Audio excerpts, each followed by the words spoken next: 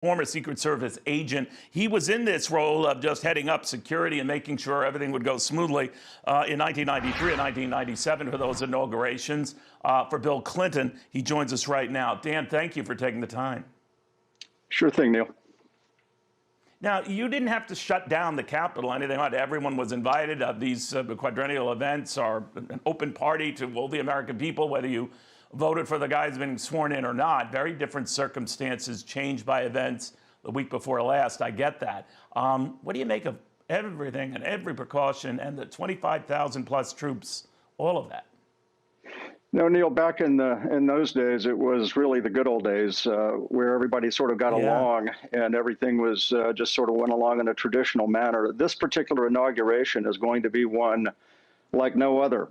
Number one, the fact that there's not really going to be anybody there, which that makes it easy to control, because if there are no people, then, your threat level is greatly diminished.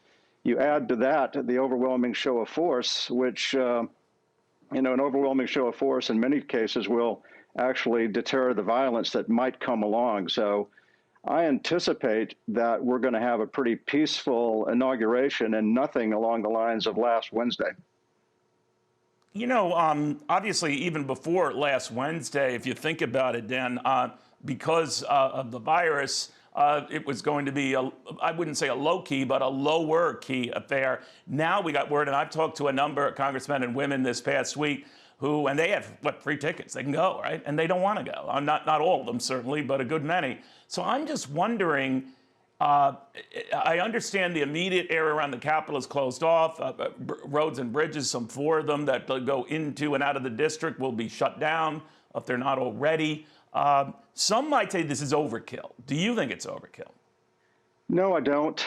Not this time due to Corona and due to what happened last Wednesday. Quite frankly, last Wednesday, the Capitol Police got caught flat-footed in spite of an abundance of intelligence telling them that something was going to happen. I can assure you that Director Jim Murray of the Secret Service is not going to get caught flat-footed on Inauguration Day.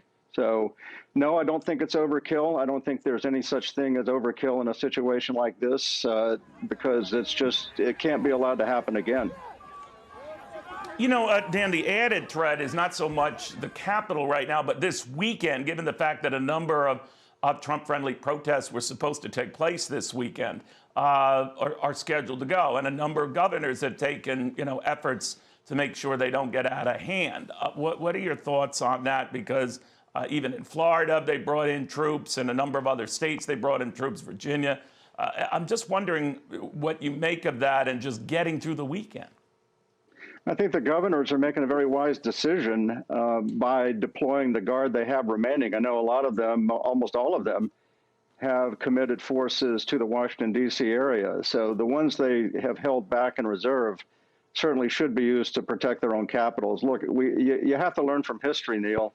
And the history is that if you underestimate your adversary, that bad things are going to happen. So any governor that gets overwhelmed by rioters and so on just hasn't been paying attention.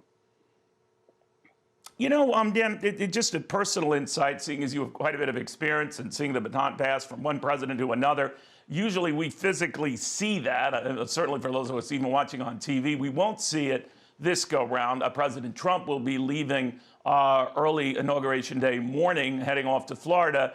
So that symbolic passing of the baton is not going to happen. We saw that, of course, in the first inauguration that you handled, going from George Bush Sr.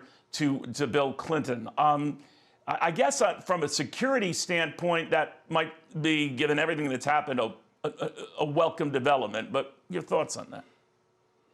Well, the simpler the better. Normally every 4 years, the Secret Service just dusts off the playbook from the last inauguration, makes a few adjustments, and it's business as usual. That's just not the case here. I think, though, one of the biggest things, Neil, is that the forces involved, whether it's the 25,000 guards, soldiers, or whether it's law enforcement, they have to have a very clear rules of engagement set forth. It doesn't do any good to have thousands of security people if they don't know what they're supposed to do when confronted with any given situation. So I think that in this case, they're all going to be well-versed in what they can do, what they can't do, everything from non-lethal force all the way up to lethal force. Hopefully, the guardsmen who are all carrying M4 weapons, hopefully they'll actually have ammunition. You know, they haven't been able to connect with the last Wednesday's uprising, whatever you want to call it, Nan, whether it was aggressively pre-planned or whether there was more of a method to it.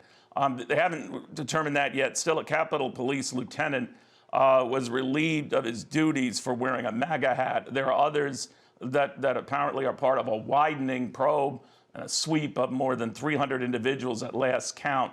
What do you think of just those developments and the sheer number of people who are being investigated now? Well, law enforcement officers, people in the military, they all are allowed to have their own political beliefs, but they have to leave those political beliefs at the door when they put their uniform on, when they put the badge on, when they go to work. And they also have to keep in mind that they are a reflection of their department or their agency. So regardless of their political beliefs, political views, each one has the obligation to behave within a certain parameter of deportment and not bring disgrace, if you will, or embarrassment on their department. All right, and we should clarify this lieutenant who was relieved of his duties had been wearing that MAGA hat on duty that day, and that's what obviously brought up the concern. Dan, thank you very, very much for giving this perspective. We needed that. Dan Emmett,